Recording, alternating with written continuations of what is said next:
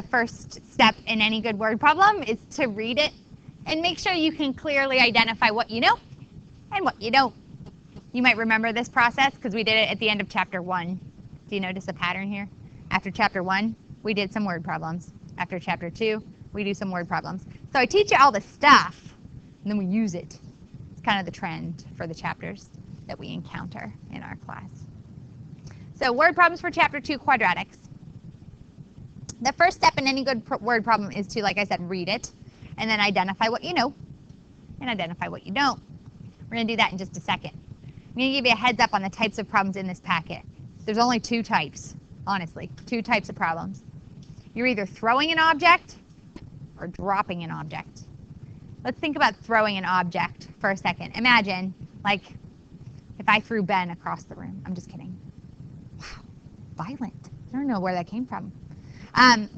Imagine I threw a baseball. It kind of follows an arc motion, right? Yeah. That arc motion has meaning in math class. It's a parabola. Have you heard that before? I think we've talked about that word, right? So parabolic motion is really common when we throw an object or when we drop an object. Keep in mind parabolas are officially defined in Algebra 2 as U-shaped graphs. But when we throw an object, it's actually an upside down U. So it is still parabolic, it's just upside down to make that arc sort of motion. So you're going to see 2 types of word problems as you work through the packet, but all of them can be modeled with parabolas. All of them are going to be quadratics. Okay, so now back to step 1. In any good word problem, we start by reading the problem and identifying what we know and what we don't. So in number 1 here, Jason jumped off a cliff into the ocean, thank heavens, in Acapulco, where he was vacationing with some friends.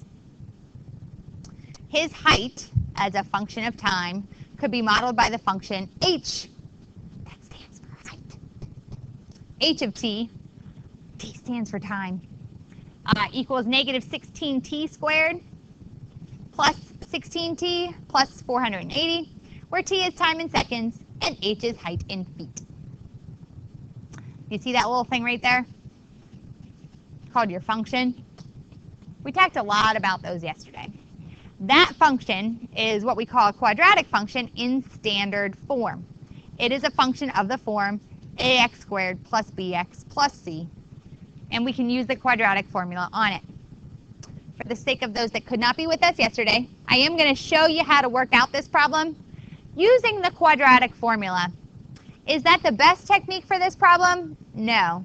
But since I missed quite a few heads yesterday, and to drive home the point that you can always use the quadratic formula as your panacea for solving a quadratic, we talked about that word yesterday, your cure-all for solving a quadratic, to show that you can always use that method, I'm going to use it here. Is it appropriate? It's not my fave for this one. I would probably factor this problem ultimately at the end. Actually, I did. When I did the problem, I factored it. All right. So I read the problem.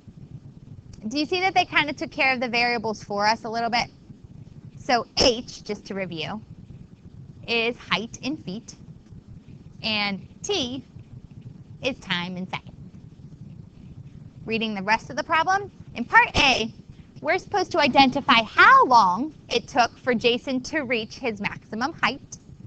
How long, so I need a time there. If it's asking me how long, this answer is going to be t equals something. In part B, I'm supposed to figure out what his highest point was. So that's going to be a height. H equals something when I'm done. And lastly, in part C, it says Jason hit the water after how many seconds? So it's asking us, ooh, I missed. How many seconds it's going to take for him to hit the water. When I'm answering the question, how long, I'm responding to an amount of time. So I kind of figured out what I'm looking for. I'm going to figure out what, I don't know here. And I kind of did that. The next step in the problem is to write an equation. Well, that equation has been done for us. So nice. And then after we write our equation, we go ahead and we solve the equation. Like I said, I'm going to show you 2 methods for solving. The first method, because in your presentation tomorrow, You have to draw me a picture.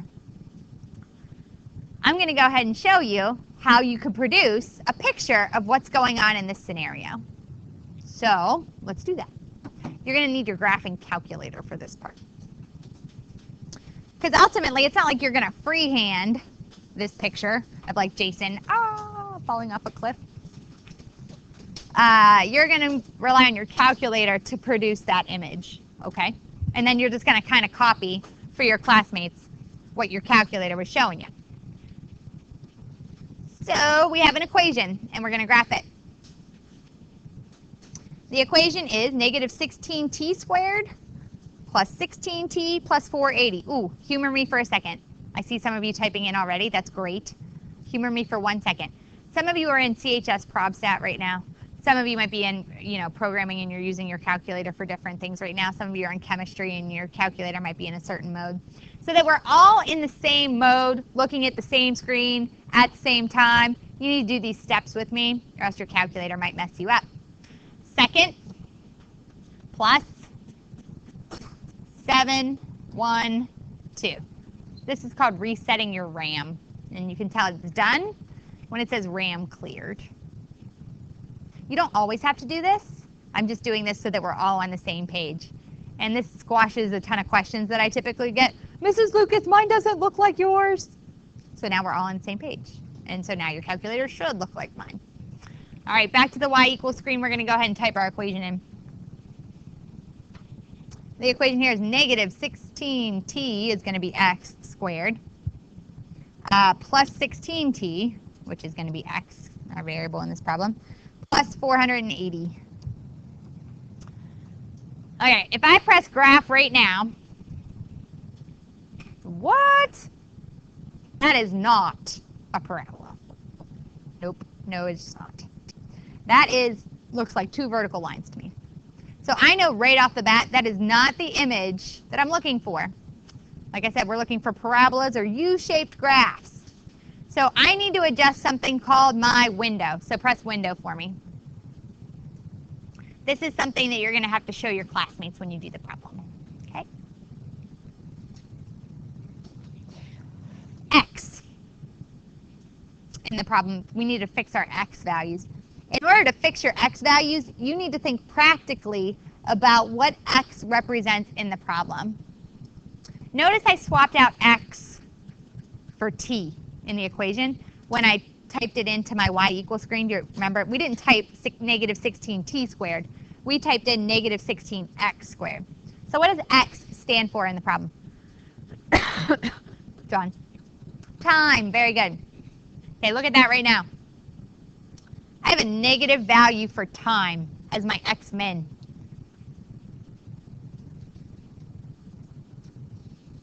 What do you think about that?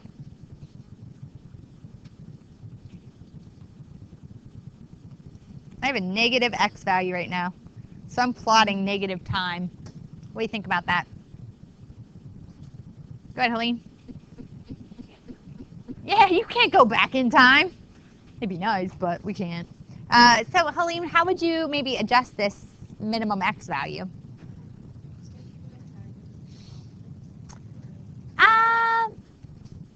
Thinking again practically about the situation. This guy's jumping off a cliff, right? Into an ocean. What are some possible intervals of time that we might want to consider for the problem then? Do you want to start counting at 10 seconds? Yeah, start counting at 0. And then where do we want to stop counting? Seconds. How long do you think it's going to take him to fall in?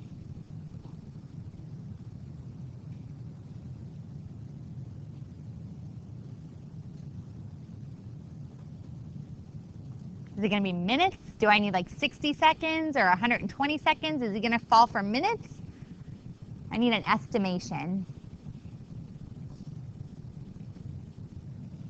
What do you think, Tammy? You think he's going to fall for minutes? Like 60 seconds. Let's roll with it. I'd probably scale that a little bit differently. Did you know that XSCL stands for scale? Did you guys know that? Ben? Yeah. Okay. So if I'm going from 0 to 60, probably ticking off by ones, meh, not so great. Maybe go by tens. So what does y stand for in this case? Notice we did swap out y. It was a little more subtle. Height. Do I need negative height? No. So what are you going to start at? Yeah, that's probably good. To get the y maximum, I use the numbers in the equation. Do you see how the number 480 was in the equation? That's usually our y-intercept. If you let t equal 0, that's going to be the place where the graph crosses the y-axis. So I use the numbers in the problem to help me establish my y-min and my y-max. So if it has 480 in the equation, what's a good y-maximum? What do you think, John? 500. I think that's great. And I'd probably scale it by, I don't know, what, 50s? You can go by 50s, you could go by 100. And now I'm going to press graph, and I'm going to see if it took them a minute. Whoa. Nope. So this was, we went 60 seconds, right? 10, 20, 30, 40, 50, 60. It's less than 10 seconds. So I'm going to adjust this a little bit so I can see that. Maybe we'll go from like 0 to 10, do you think, to kind of see this a little bit more? You follow what I'm saying, Tammy? Okay. So maybe 0 to 10 seconds, go by ones. That's a little better. See, I can actually like visualize him. Like this would be the path that he kind of follows. Do you see that? When I look at the parabola, it should kind of depict the scenario. Now, when you go to make this picture for your classmates, like you could get as creative as you want, or you could just draw this. Like you could draw him standing there and like, oh, or you know, however you want to do it. Some people get really, really creative with it. But I just want a mathematically accurate picture. So to me, how you scale things is more important than necessarily like, oh, you have like a stop action like guy, like picture of a guy like falling. That's what I'm going after anyways. So I'm going to steal this, and you're just going to draw it.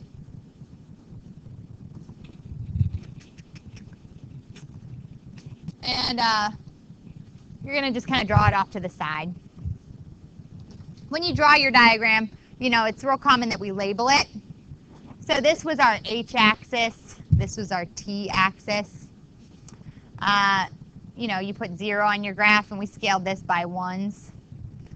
And we took it all the way out to 10 seconds. This is 1, 2, 3, 4, 5, 6, 7, 8, 9, 10. And then we went all the way up to 500 feet, and we scaled that by 50s. You don't always have to label every tick mark. You can if you like, but really it's the first tick mark you have to have labeled.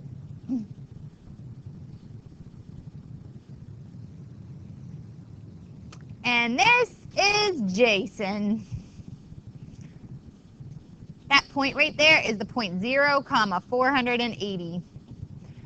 This is what we call the y-intercept, if you'll recall from chapter 1. It's found by letting x, or in this case t, equal 0. So if you subbed in 0 into this problem, you'd get 480. That tells me some information. It actually helps me answer some of the questions that are now in part A and part B. Remember, you don't write it down if you don't understand it. So right now you're drawing and labeling a picture of Jason and his path that he takes from the cliff to the ocean.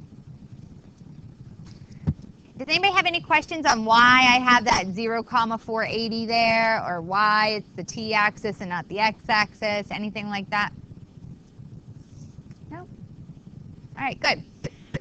So let's see how this picture could help us answer our questions. In part A, it says, how long did it take for Jason to reach his maximum height? Well, look at it. How high up is he at his highest point? It's actually on that picture right there. Do you see it? Come on, Alexis. Yeah. Jason reached his height. His max height.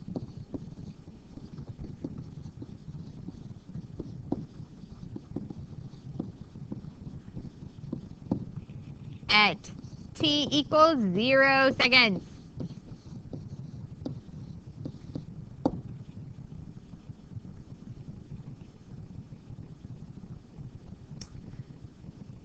Part B. What is his highest point? Go ahead, John. Yeah. The highest point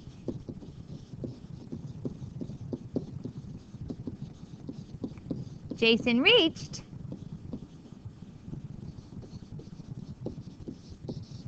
was 480 feet. That was actually his initial height, where he started from. That makes sense, people, because he's jumping and falling into the ocean. His max height has to be his initial height. Part C. Jason hit the water after how many seconds? So look at that graph.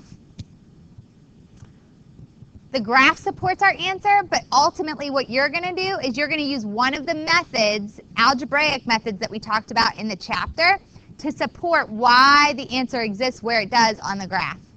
But you could look at the graph to get a general idea of where your answer should be. So my question to you, my very smart period 6 college algebra class, is how many seconds did it take for Jason to hit the water? You see it? Go ahead, John. 6 seconds, very good. So Jason hit the water after 6 seconds.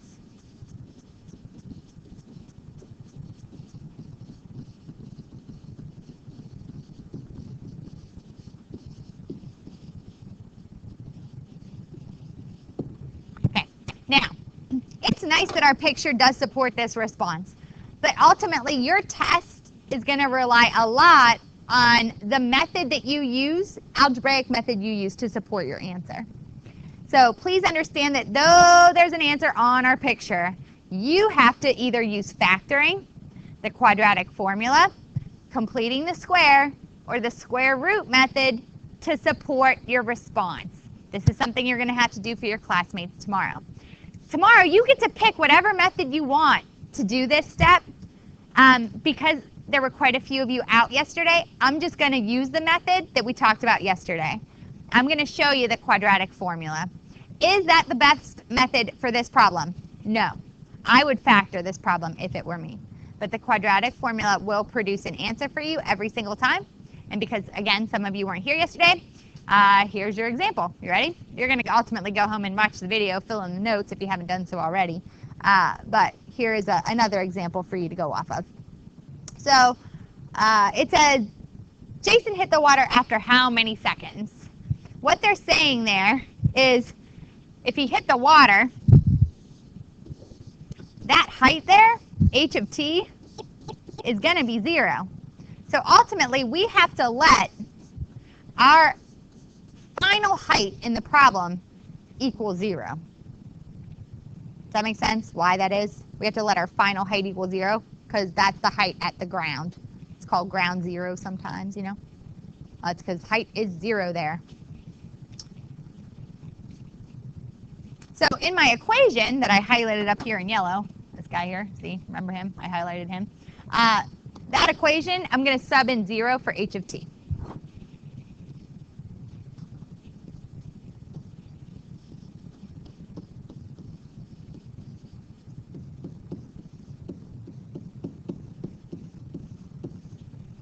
And then we're going to solve this problem using the quadratic formula. We can solve for t now.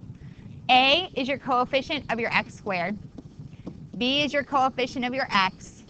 And C is your coefficient, I'm sorry, I misspoke. C is your constant tagged on at the end. Remember, these are your notes. What goes on the smartboard does go in your notes. So we're going to do x equals negative b plus or minus square root b squared minus 4ac all over 2a. That's the quadratic formula song, so you can remember it. And then for those of you that were here yesterday, you remember I usually break this guy down into 3 chunks when I work these problems out. So I simplify, if I can, negative 16. I can't, so that stays. I also then usually chicken out and go to the bottom. I'm going to simplify 2 times negative 16. That's negative 32. 16 squared is 256. Minus, and then I have to do 4 times 480 times negative 16, or 4 times negative 16 times 480.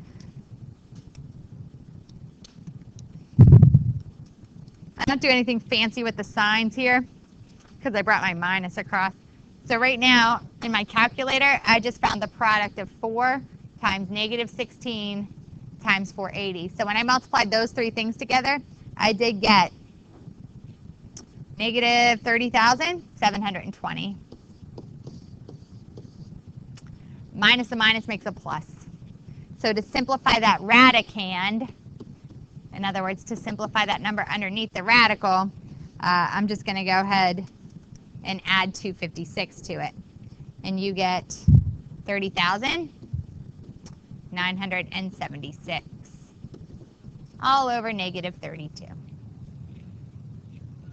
You actually can take the square root of 30,976. It's 176.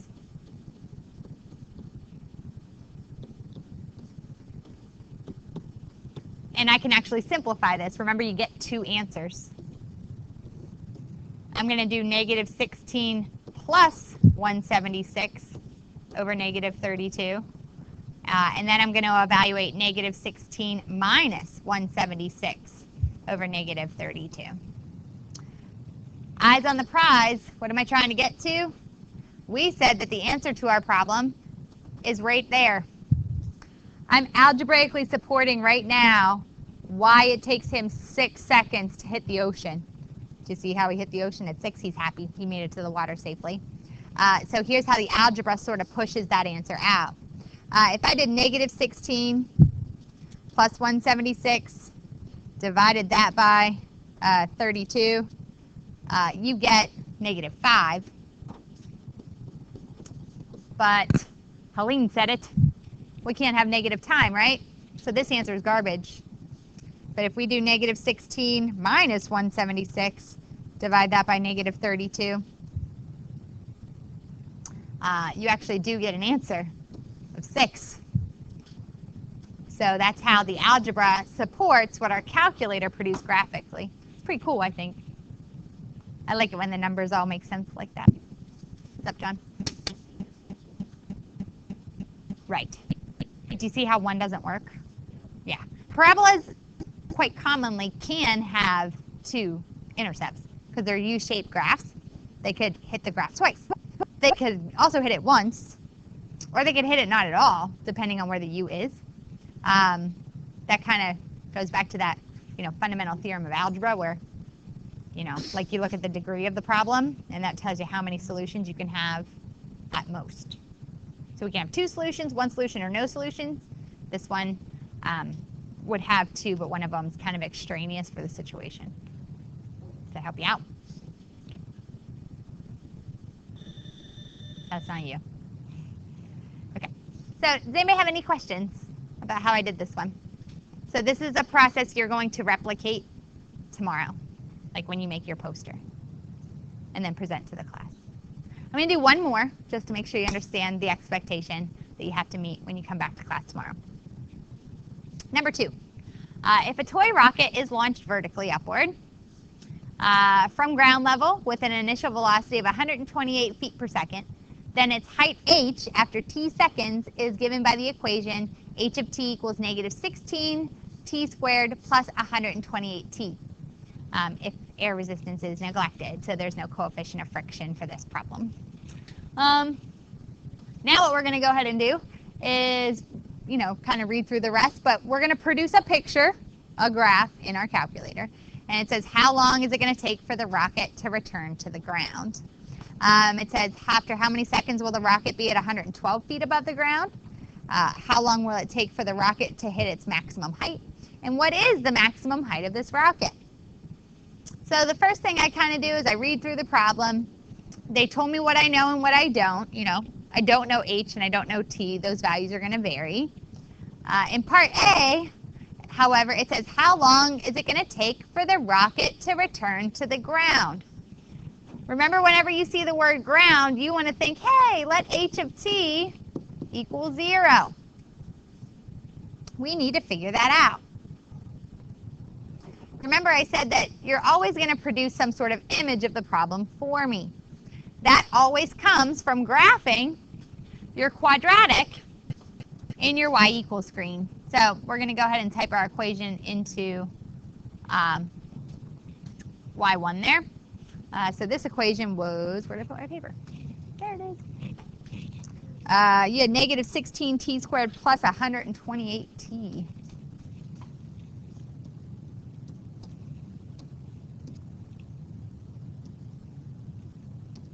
And then no 480, so we gotta get rid of that. Press crack.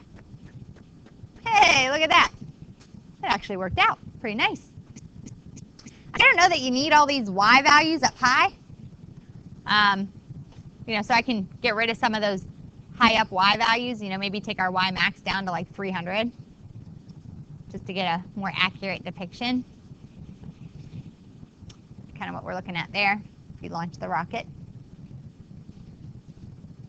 I am going to go ahead and take a moment now to draw this picture. You want to always draw your pictures when you go to, you know, talk about them. So I'm going to go ahead and steal this, and you can just jot it down in your notes. There's my picture there. It says, how long will it take for the rocket to return to the ground? Well, I see that, remember, this is your t-axis or your time. This is your h-axis or your height. We went from 0 seconds to 10 seconds. We scaled it by ones. We went from 0 feet to 300 feet on the y-axis there, and we went by 50s.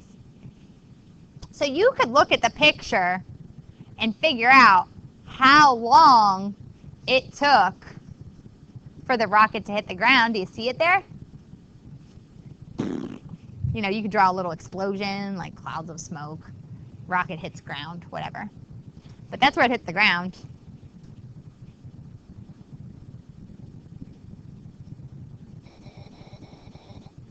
I would check your y-min in your window.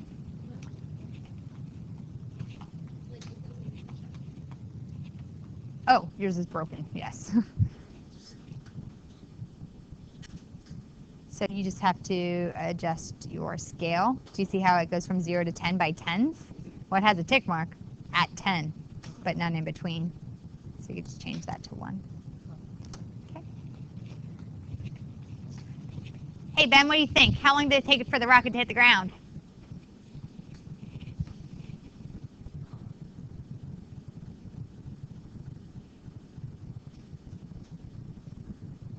Do you see that the path that the rocket takes? Can you see that? Like, rocket starts here, and we launch it, and it goes up, up, up, up, up, up, up, up, up, up, up, hits a max. So it starts here, flies through the air, up, up, up, up, up, up, up. That's its highest height, right? And then what happens, Ben? It starts to go down, right? And it hits the ground right there. There you go. Do you see how that worked out? That didn't come from me, that came from you. Good. So, yeah, 8 seconds is what we're looking at there. Now, honestly, you have to support this response, not just with a picture, but with some good old algebra. So we're going to go ahead and take the same approach that we did in the previous problem. I'm not going to do the quadratic formula this time because these numbers, I know that they factor. So I'm going to show you how you can also factor a little bit. So I'm going to go ahead and in this equation, if I'm looking for the time in which my rocket took to hit the ground, you want to let your height be 0. So I'm letting h of t equal 0 because that's the height at the ground.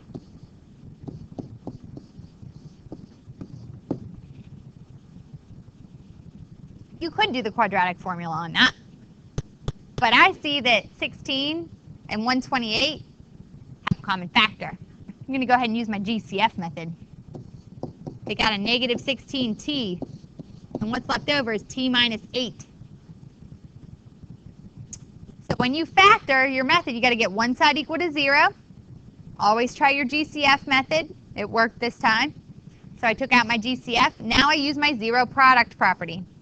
I have two things multiplied together to equal 0. That means one of those things or both must actually be 0. So I set negative 16t equal to 0. And then I also have to set t minus 8 equal to 0. Divide both sides by negative 16. Oh yeah, t equals 0. That's one of the places where the graph crossed the axis. See that right there?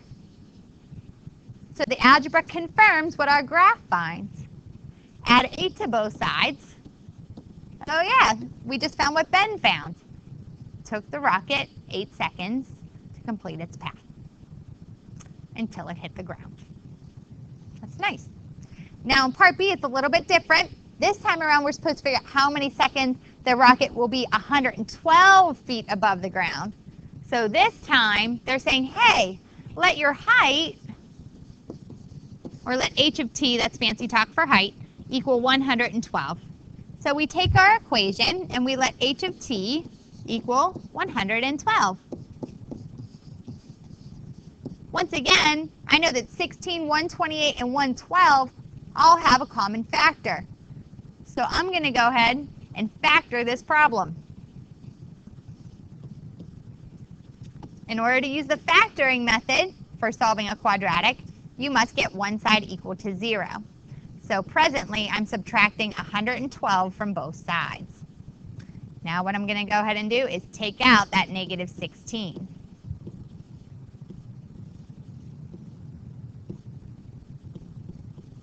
And then that little t squared minus 8t plus 1, you could use AC grouping, but I also know that that is pretty easy to factor because I'm looking for factors of positive 7 that make negative 8. Factors of positive 7 that make negative 8. Not bad. That's just negative 7 and negative 1. Using my zero product property, I now have to set those parentheses equal to 0. So I know from that t has to be 7 and 1. Look at how cool this is. So at time equals 1, I'm at 112 feet. And on the graph, based on how I scaled it, that makes sense. And at 7 seconds, it has to come back down. It's also going to hit 112 feet. So that's kind of cool. Those points are also points on our curve. So it hits 112 feet at 2 times. There's 2 answers to this problem. At 1 second and at 7 seconds. For part C, we're going to use our eyeballs. Parabolas are always symmetric. There's always a line of symmetry that runs right down the middle. It says, how long will the rocket take to reach its maximum height? So, right there, right? The maximum height of our graph. I have to find the time that corresponds to that. Ooh, we'll finish this one tomorrow, perhaps. You folks start teaching tomorrow. Please keep in mind, completing the square assignment should be in my bin up here. Those should be turned in. You have book work tonight. Some of you who weren't here yesterday have 2 book assignments to take a look at for tonight.